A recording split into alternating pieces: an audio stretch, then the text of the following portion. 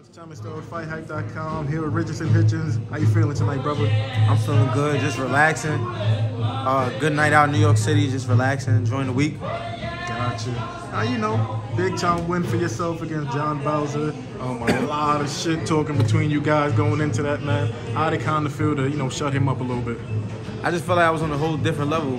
I feel like I said, I belong with the best fighters at 140. I feel like I'm not gonna really be in a tough fight till they put me with the guys that's in the top 5 or the top 10. And I feel like the more experience I get, the more dangerous I get.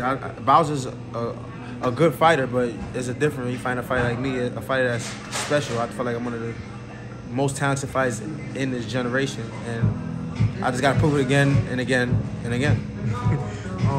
How important was it for you to go down to Houston? I know when I spoke, well, you went down to Houston to go work with Shakur. I know when I spoke to him, he was just like, you look super sharp.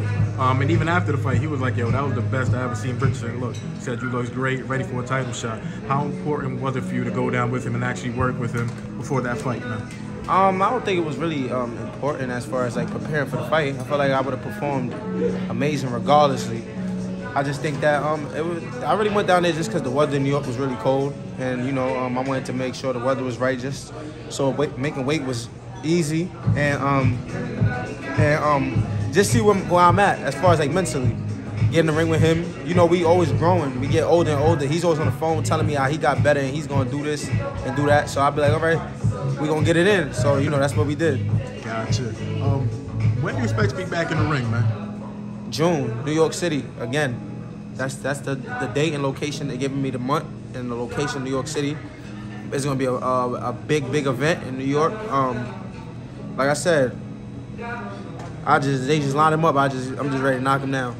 Would you have any idea who exactly you're gonna fight? And if not, would you know maybe where this, Erickson, man.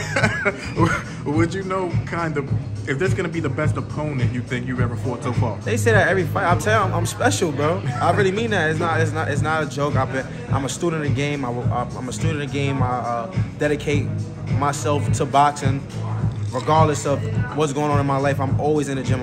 I study this game, and I know like a special talent. Like I feel like I'm a special talent, and it's gonna take another special fighter to even compete with me. So whoever they put in the ring with me in June, if they gonna put a special fight in it, they gotta pay special type of bucks. But anybody under that, I just feel like it's gonna be easy work, and I really mean that. I just feel like boxing is like a video game, and I think that I'm like. I got the cheat code. I'm already on level 93. Them boys on level 20. That's really what it is. That's a good catchphrase, actually. When it comes to like Montana Love, I know you guys were like talking back and forth, but I did like what you said recently in the interview where it was just like, yeah, he did lose, but he's still a top guy, and I'd still be willing to fight him because I'm still trying to prove myself.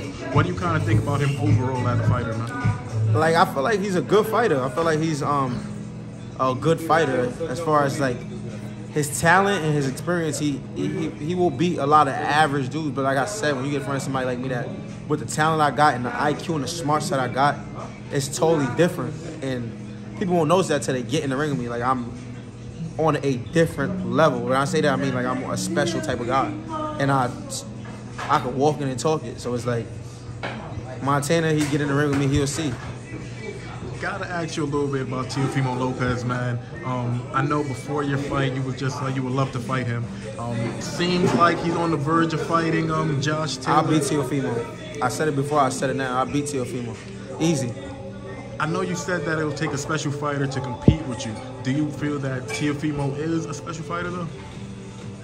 I think he has special talent as far as quick twitch muscles and and speed and power, but it's different with me. I got a lot of advantages over him. Things that I don't even gotta say. I mean, obviously, if T.O.'s been in the sport for long, so he know I got advantages. I think he'll be banking on his power a lot or timing a big shot, but I'm too smart. And at the end of the day, I can say it, but we gotta get in and see it. But like I said, I feel like I'll beat Teofimo easy. I'll beat him easy. I don't think it'll be a tough fight. You don't think it'll be competitive? No, I don't. I really don't believe that. I honestly swear to God, I don't believe it'll be a competitive fight. I feel like I'll dominate once I get in my rhythm from round 2 to 3, it will be smooth sailing. I think he'll just be banking on landing a big shot for the whole fight. So do you think I mean, obviously he was an elite fighter at 135, obviously. Do you think he is an elite fighter at 140 though? Yeah, I think he's I feel like he's like Montana Love, but with power. More power. When I say like, he's very talented, and he's a power puncher. So that even makes him more dangerous. But I feel like as far as like boxing is about smarts and IQ, and I feel like as far as like hitting and not getting hit, I'm the way better fighter at that. Like it proves, it shows. I feel like you put somebody like Cardoso in front of me, I'll make it look like how Devin look and easier. Put somebody like Nakatani in front of me, I'll make it look easy. Yeah, I know I'm 140, but I'm saying me at their weight class, just with my skills, it's just different. So, gotta ask you, because it seems as though Teo could be fighting Josh Taylor next. Are you giving Teo the edge? Are you giving Josh the edge? How do you see it kind of playing out? I don't know. I wish Teo the best. Me and Teo is, he's cool. He's a Brooklyn kid. I know Teo. I grew up in the amateur room, so I wish him the best. Until he fight me, I don't wish him the best. Because if he fight me, business got to get done. But I just feel like I'm one of the top. I feel like I'm one of the uncrowned kings at 140. I look at the 140 division like I'm one of them ones. I don't really like to talk too much, but I do talk too much sometimes. But I just feel like it's not bragging. I just feel like it's just, you just see it. It's just like I dedicate my life to this, bro. I really did. I put my whole everything to this, mentally, physically. So I just feel like it's only right for me to say that I am on a different level. But before I talk about that, just wanted to kind of officially know, would you take Teo to beat Josh, or do you think Josh would actually beat Teo? I really don't know. To be honest, I really don't know. Josh is tough. He proved himself.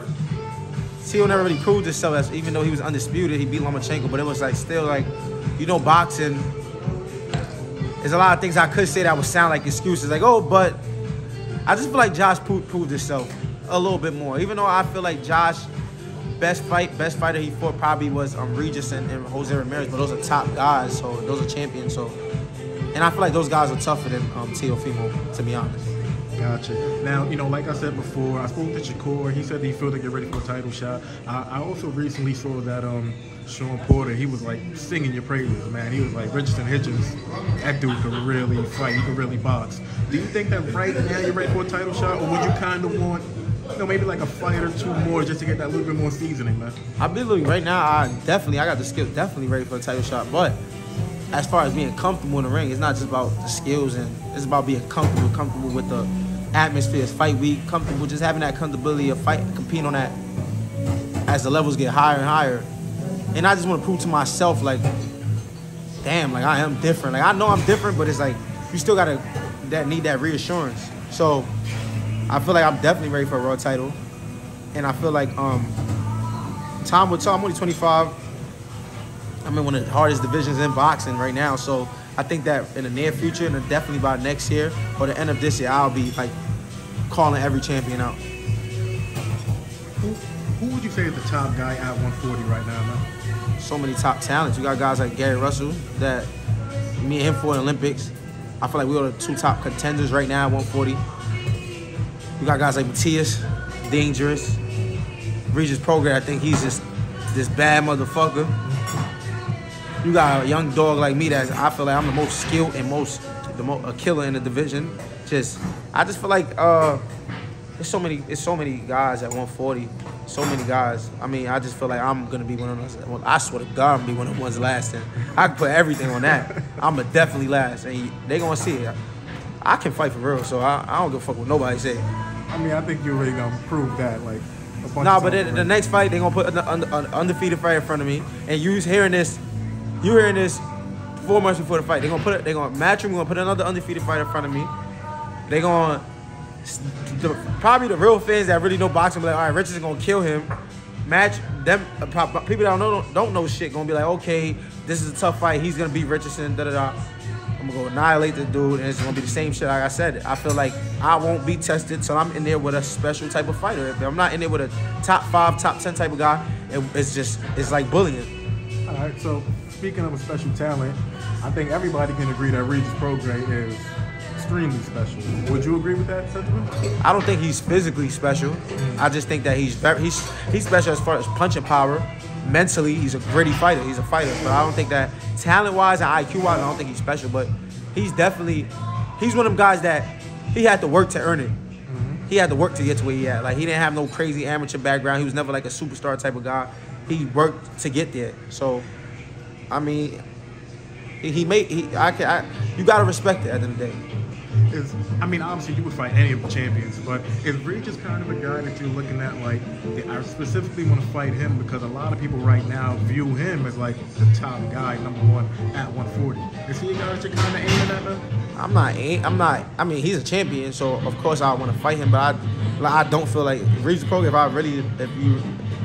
I really beat him, I don't think he's on my level. I think he'll get in there with me and he'll be fucked up. Like, I think it'll be the same shit as Teofimo. He'll be looking for one big punch trying to knock me out. And I'm not somebody that can't take a punch. I'm not nobody that you're going to just pressure and take it to deep waters. I'm going to fold. Like, I know what I'm doing in that ring. It is boxing. Like, I hear Regis Prograis always saying he's battle-tested and he's battle-tested. He's strong. He's smart. But there's a difference when you get somebody like me when I really know what I'm doing and really is super smart. A lot of these top guys, they see a young fighter that's coming up and improve themselves, like, okay, well, we're going to take him deep waters, or he never been hit by a power shot like that. I've been doing this for a long time, so trust me, like, I'm not worried about getting hit with no power shot, and I'm not worried about going into deep waters. At the end of the day, I'm going to have to go out there and prove myself and show that I belong on that top level, and when that time comes, they're going to see. So even with Prograis, you think that it'll be relatively easy for you to pick up that win against him? I ain't gonna say it's easy, but I just feel like I'm just as far as boxing, I'm on a different level. I feel like I know way more than him. I feel like I'm very tough. I feel like I ain't gonna say never, but I don't feel like him thinking he's just gonna catch me with a big shot, I'm just gonna be, and it's over with. That, I don't see that happening. So it's easy to talk. Like I said, it's every fighter talk. Actions speak louder words. So we're gonna have to go in there and see if he can execute what he's gonna say, and I'm gonna have to go in there and see if I can execute what I'm gonna say. I believe in myself. He believes in himself. At the end of the day, the better man gonna win. Gotcha. Would love to kind of talk about your deal with Matchroom. How happy are you that everything's kind of going away? They need to pay me the same money they was giving Montana when Montana was fighting bums. They need to come pay me up that same money. That's why I'm being extremely happy. But so far, Eddie Hearn been treating me great. I've been active. Like I wanted, he granted me all my wishes, but now I feel like I proved myself. I feel like I proved myself, and if I didn't prove myself, put Montana in love in the ring with me.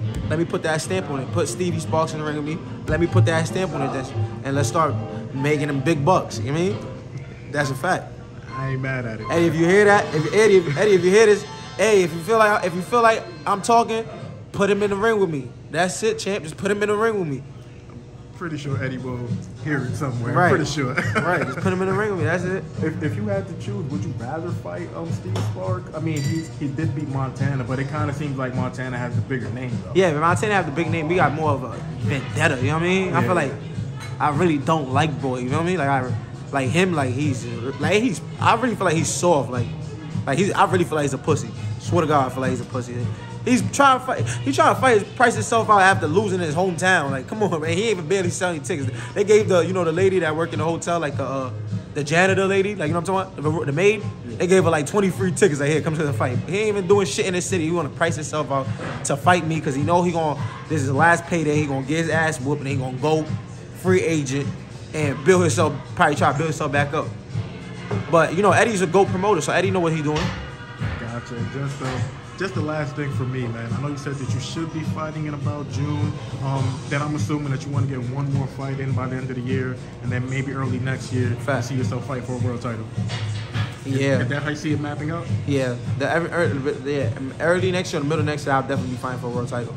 I hope so. Facts. Appreciate you, brother. Yeah, appreciate you.